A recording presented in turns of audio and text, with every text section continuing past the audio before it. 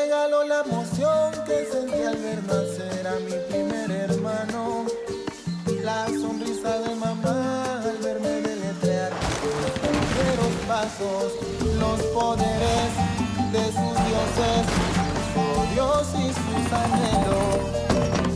Mi futuro, mi voz, mi aliento, solo quiero ponerlo en tus manos.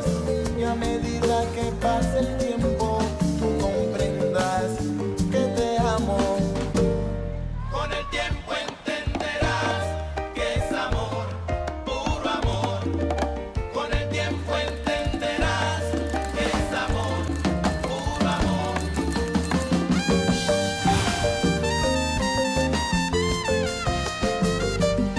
Con el tiempo entenderás que es amor, puro amor. 12 millions de pesos. Que vas-tu faire avec ça? Acheter la ville? Bon, alors c'est décidé. Si tu continues, tu ne pourras pas étudier. Nous ne pouvons pas nous le permettre. Non, maman, je me demandais si avec l'argent que j'ai eu du programme plus un prêt, je pense que je peux payer. Mais attends un petit peu. L'argent du programme, c'est ça? Tu n'avais pas dit que t'allais nous aider pour la maison? Oui, maman, mais c'était 8 millions de pesos. Oui? Et combien tu penses que ça a coûté de rénover la maison pour que nous puissions y vivre? Le salon, la chambre, la cuisinière, le réfrigérateur. Ce ne sont pas des miracles, tu sais? Non, non, maman, ne me dis pas ça. Alors combien reste-t-il? Eh bien, pas beaucoup. Mais maman, c'était une aide. Ce n'était pas pour que tu dépenses tout l'argent. D'accord, mais tu sais, une chose en a mené à une autre. Alors quoi? Eh bien, il reste environ 1,3 million. Nous n'avons toujours pas payé Victor pour tous les déplacements. Ou tu voulais que ton père se casse le dos, c'est ça? Ne sois pas si égoïste. Il est hors de question que je dise que je ne pourrai pas étudier parce que je n'ai pas d'argent. Non, monsieur, je vais trouver de l'argent. Penses-tu que le prêtre peut t'aider un peu plus? Non, bien sûr que non. Ce qu'ils étaient censés me donner, ils me l'ont déjà donné. Le fait que toi et ma mère l'ayez dépensé, c'est différent. Je suis vraiment désolé, j'aurais aimé t'aider plus, mais tu sais comment est ta mère. Mais bien sûr que tu vas m'aider. Oui, monsieur. Cet argent était pour aménager la maison et la rendre belle. Et je pense que si je demande un prêt, je peux mettre la maison en garantie. Quoi? Hypothéquer la maison? Ta mère aurait une crise cardiaque? Eh bien, si ça ne l'a pas dérangé de dépenser mon argent, elle peut au moins m'aider. Écoute, ma chérie, tu devrais passer les examens pour cette université, et si tu réussis, nous penserons à quelque chose, non? Ne t'inquiète pas. Bonne nuit. Bonne nuit.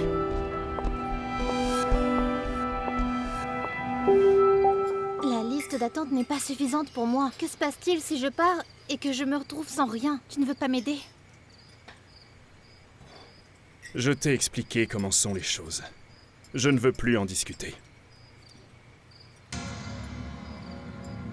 Que sous-entends-tu? Tu sais très bien que c'est moi qui suis en charge des entretiens. Eh bien justement, papa, puisque c'est toi qui fais les entretiens, disons que tu sois un peu plus sévère avec quelqu'un et que cette personne échoue, eh bien ça libérerait une place pour moi.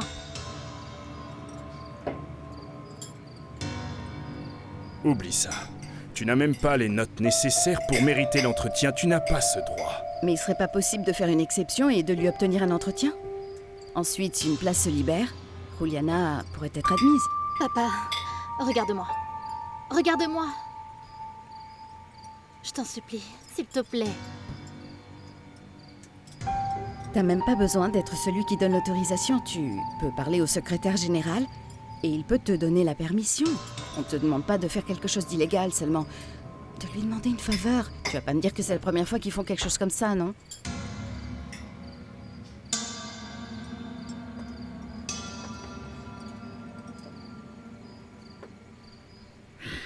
Excusez-moi.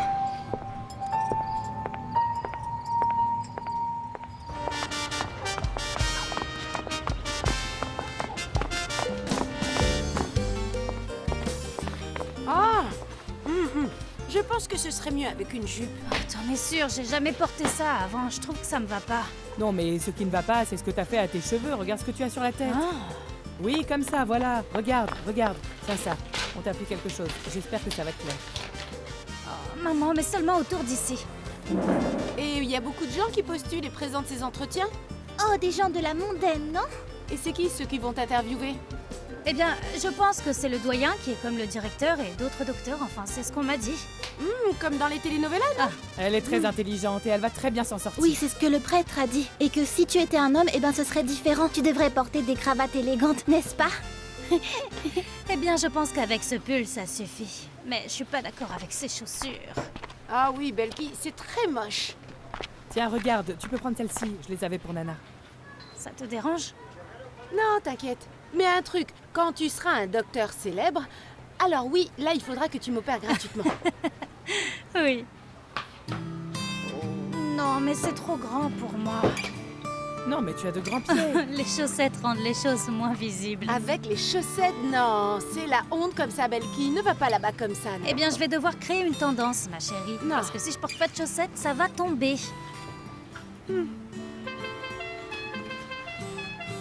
Je pense qu'ils sont arrivés pour te chercher.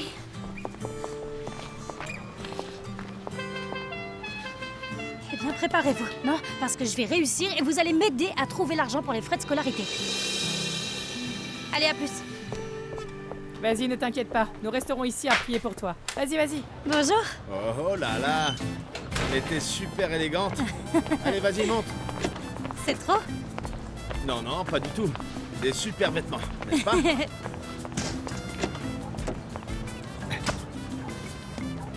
Eh, mais regarde qui parle, tu es très élégant. Eh bien, je serais mieux si je pouvais ajuster la cravate que mon père m'a laissée. J'ai le nœud tout mal fait et j'ai pas réussi à le refaire. Laisse-moi voir si je peux. Non, mais... Attends. Ça. Ah, c'est là-haut. Vas-y, regarde. Je pense que c'est ça. Et voilà. Maintenant, on est prêt. Ah, non, je suis très nerveuse.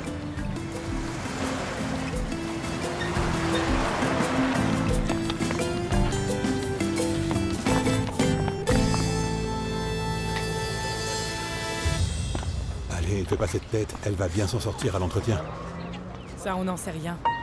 Rappelle-toi que le passé de la petite est vraiment différent de celui des autres. Mais elle est intelligente, elle n'est pas bête, et elle fait en sorte que tout le monde l'aime. Oh, je ne sais pas ce que je lui souhaite. Parce qu'avec tout ce qu'elle a étudié, elle mérite de passer. Mais si elle passe, que faisons-nous? Bon.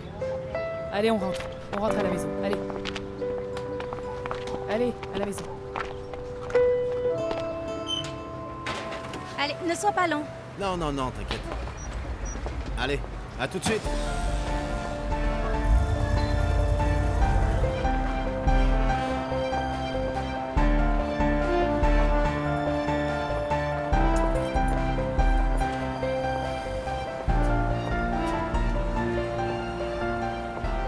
Nous le faisons par ordre alphabétique et par groupe. Excusez-moi, Au mur au pardon. fond, vous avez toutes les Excusez-moi, informations. monsieur. D'accord, merci.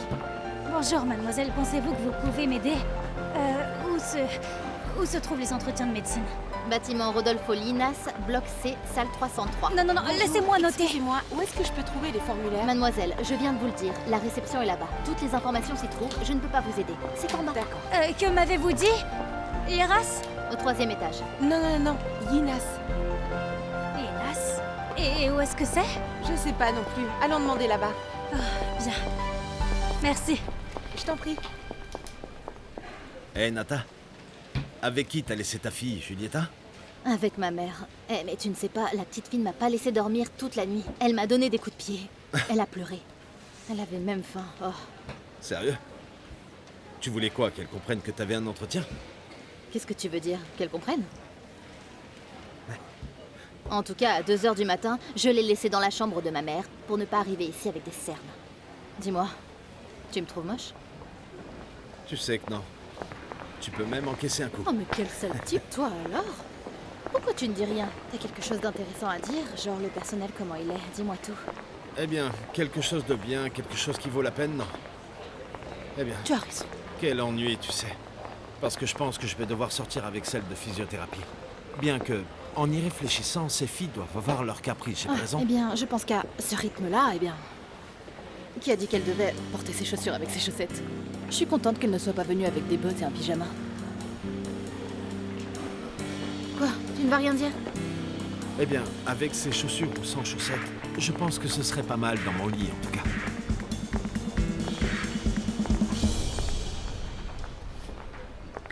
Ah oui, mais ils sont sur le point de me tuer, là. Fais pas attention à eux, Belki. Ce sont des enfants gâtés. Leur ville se termine à la rue 85. Je pense que c'est la première fois qu'ils descendent loin du sud, juste pour venir à l'université. Eh, pourquoi tu m'aides pas à secouer ça? J'ai l'impression que j'ai des pellicules ou un truc dans le genre.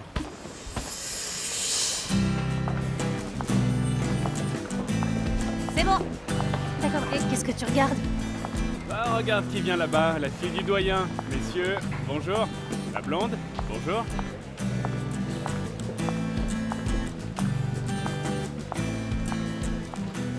Belki, c'est qui cette fille? Laisse-moi te présenter à la mère de mes enfants. Elle est super jolie, non? Oh, Victor, arrête de rêver. Ouais, tu verras. Santiago Caballero, diplômé de la Nouvelle-Angleterre, fils de docteur. Petit-fils de docteur. Ah, Oui, Eh monsieur. bien, bien, tu connais... tu connais la responsabilité que cela implique, non? Bien sûr, j'en suis conscient. Je me posais la même question quand j'ai vu votre fille. Pardon? Pardon? Et tu as pensé quoi? Qu'as-tu pensé? Qu'il est difficile d'être fils de docteur. Je me suis ensuite détendu parce que j'imagine que ce sera dur pour tout le monde. Bien sûr. Bien sûr. Bien, Victor Manjares. Victor Manjares. Présent. Tu as étudié à l'école Pablo Sexto. Il me semble que c'est une école publique, non? Oui, monsieur du district. Et tu as eu ton diplôme avec mention. Oui, d'après ce que je vois dans le rapport, tes notes au test de l'école sont assez bonnes pour entrer dans une université publique. Dis-moi, pourquoi choisir une université privée? Mesdames, messieurs, bonjour à tous. Eh bien oui, il faudrait parler à mon père. Le fait est que cet homme a économisé toute sa vie pour me payer mon école. Et si je lui dis maintenant que je vais dans une école publique, je suis sûr qu'il va faire une crise cardiaque. Et pourquoi ça? Eh bien monsieur, le fait est que mon père était très pauvre, ils ont eu des moments difficiles. Et quand il était très jeune, mon grand-père est tombé malade et ils l'ont amené dans une clinique et il est mort. Ils l'ont laissé mourir. Depuis lors, mon père a ce problème. Il ne veut rien avoir à faire avec une école publique. Et alors, que fait-il? Nous sommes de très fiers membres de la place du marché et nous y vendons des fruits, des herbes, de la laitue, toutes sortes d'épiceries. Et bien sûr, mon père serait très fier s'il avait un fils qui devenait docteur, non? Je veux dire, bien sûr, si je réussis. Oui, c'est sûr, il faut que je réussisse. Belki Rocio Bustamante, tu as validé tes études élémentaires en 2012 et en 2014. C'est bien ça? Pourquoi as-tu dû valider tes études? Tu n'as jamais été à l'école? Pourquoi? Avais-tu une maladie? Ils vont te poser 1000 questions, ils ne te laisseront pas réfléchir. Mais surtout ne t'inquiète pas, pense bien à la question et réponds-y. Ils vont juste essayer de te connaître, de voir si réellement tu as les capacités de devenir médecin, et puis si tu aimes ça aussi. Mais ne les laisse pas te provoquer pour aucune raison, Belki. Alors ne réponds pas à la va-vite. Sois authentique. Et si possible, dis la vérité. Mais bon, disons une vérité un peu améliorée, hein? Eh bien, convenons que c'est assez étrange qu'une personne qui n'est pas étudiée valide tout d'un coup. Problèmes familiaux?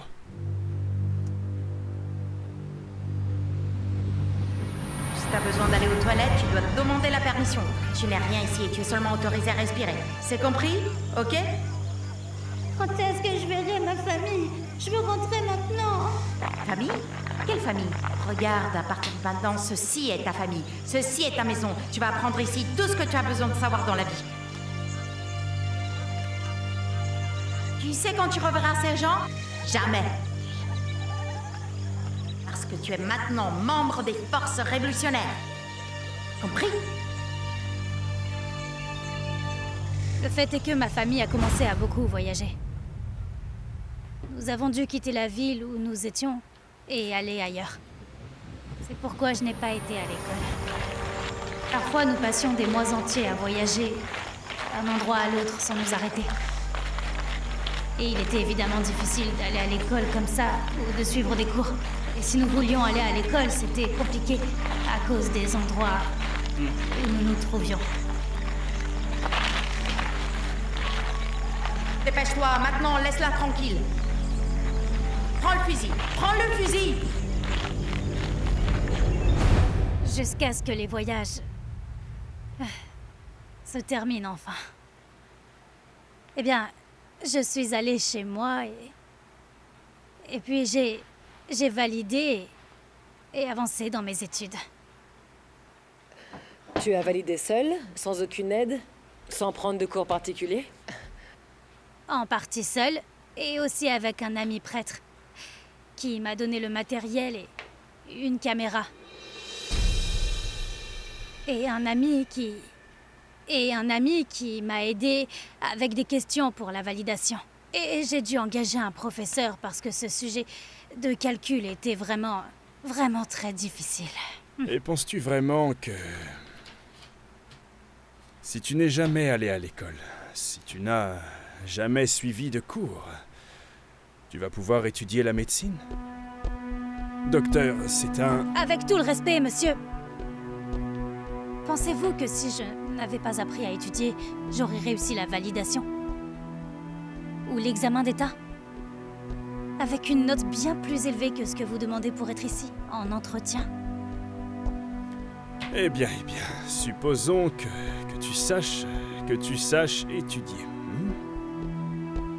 Pardonnez-moi d'insister avec ce genre de questions, mais je veux t'épargner la déception d'un échec. Dis-moi, que sais-tu vraiment sur le métier de docteur, car... avant tous ces voyages d'ici à là et d'autres endroits civilisés, je ne pense pas que tu aies... vu beaucoup de docteurs, non? Ou si?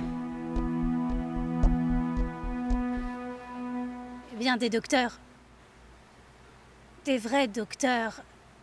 Non, vous avez raison. Je n'ai rencontré des docteurs que récemment. Eh bien, que diriez-vous si nous passions à la deuxième série de questions? D'accord, oui. Ça vous va? Sais-tu combien de temps ça va prendre avec ce groupe en entretien? Eh bien, je pense que... Pourquoi ne pas demander à ton papa, hein, dis-moi? Il le sait probablement, non?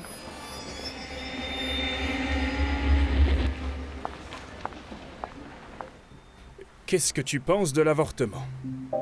Santiago? Oui, vas-y.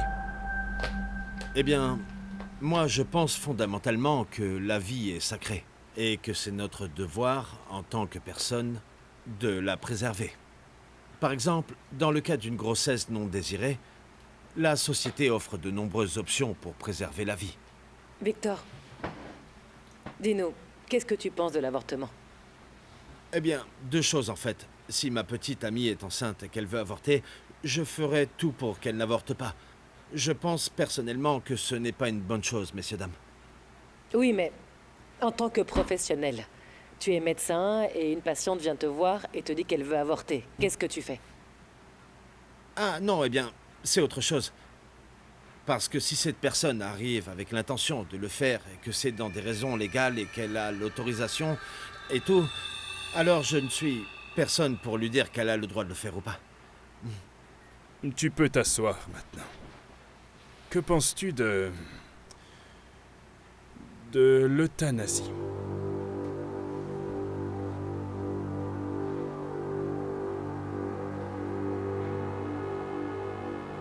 Non. Non, quoi? Tu n'as pas d'opinion sur l'euthanasie, c'est ça? Pardon, excusez-moi. Pardon d'interrompre. Pardonnez-moi d'interrompre. Avec tout le respect, l'euthanasie est la possibilité de mettre fin à la vie de quelqu'un quand il est en état terminal ou sous souffrance extrême. C'est fournir une mort équitable, non?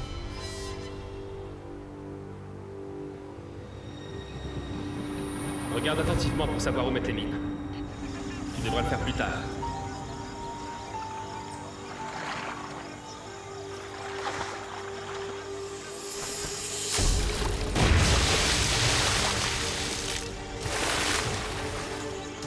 Va chercher de l'aide! Vas-y! Allez, vas-y!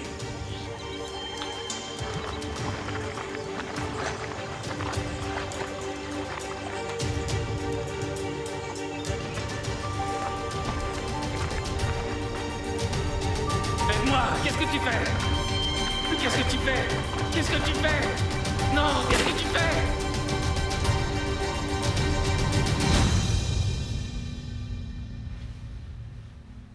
Belki n'a définitivement pas d'opinion sur l'euthanasie. Regarde. Es-tu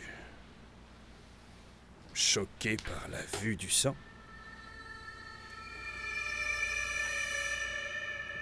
Combien de sang doit-on voir pour étudier la médecine?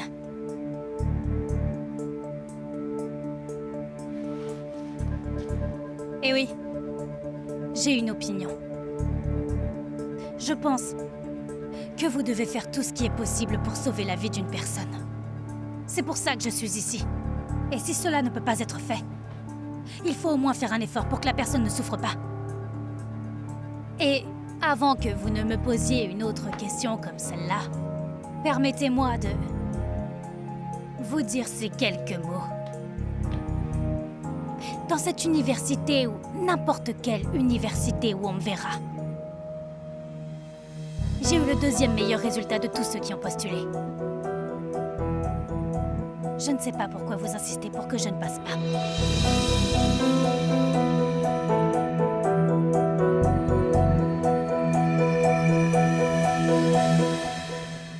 Ah, bah j'espère qu'elle sera rapidement docteur. Et pourquoi tu dis ça? Parce qu'aujourd'hui, je parlais avec des gamins stupides à l'école, et dès que je leur ai dit que ma sœur allait devenir docteur, ils ont immédiatement fermé leur bouche. Mais de quel docteur tu parles? Ne te fais pas d'illusions avec cette médecine. Bah, qu'est-ce que ça a de mal? Mais je ne dis rien de mal.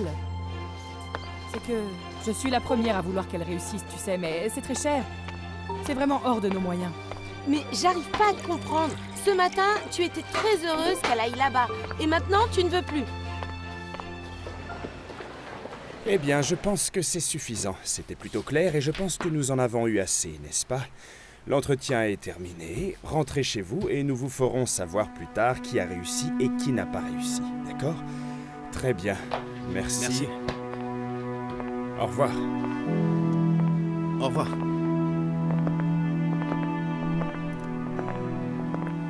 Eh bien, je pense que je vais demander une petite pause, hein? Une pause jusqu'au 2e tour. D'accord. Une petite pause, je suis épuisé, ouais. Une dure à cuire, non, Nata? Pour affronter le doyen comme ça? Ouais, c'est clair, elle me plaît. J'adore les gens avec du caractère. Ah vraiment, il t'a embrouillé avec l'histoire de valider le lycée? Eh bah dis donc. C'est pas une histoire, regarde. Je peux voir que c'est elle qui a dit vrai. En plus, tu aurais dû voir la tête qu'elle faisait quand ils lui ont posé des questions sur l'euthanasie. Elle était glaciale parce qu'elle comprenait pas le terme. Écoute, pour moi, même la meilleure actrice ne pourrait pas jouer ce rôle. Je peux voir que cette fille a vécu tout ce qu'elle a dit. Ah, comme c'est mignon. Dis-moi, depuis quand tu t'intéresses à ça? Le plat traditionnel, dis-moi, hein? Ah, eh bien, j'aimerais bien te voir, toi. Affronter le doyen comme elle l'a fait.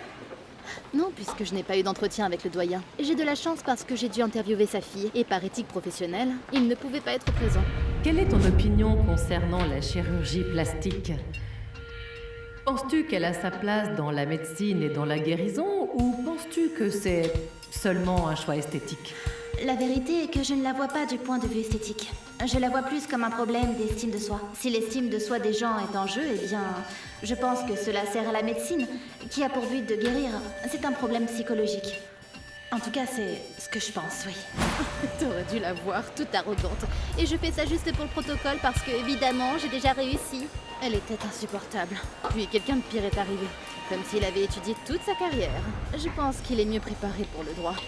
Je ne dirais pas que la question est de savoir si c'est un acte de médecine ou seulement esthétique. La question est quel type de pays devrait être la Colombie? Comment faire pour que les gens ne se fassent pas opérer dans des cliniques de garage, mais plutôt qu'ils obtiennent tous leurs bénéfices en toute sécurité? Bon, écoute... Attends, maintenant, si on parle de débat éthique, il y en a un très intéressant, qui est publié dans une revue scientifique, dans lequel il est prouvé qu'il y a certains dilemmes médicaux ancrés dans la médecine d'aujourd'hui, mais qui sont encore sans solution, non résolus. Par exemple, le clonage, la reproduction sans le besoin de la partie de l'homme, la cryogénie, entre autres choses. Le docteur Linas est arrivé et a écrasé la fille du doyen. En tout cas, elle passera, tu sais. Il manque plus qu'il laisse Becky de côté. Belki? Ce nom hideux et tu l'as déjà mémorisé. Tu es vraiment foutu.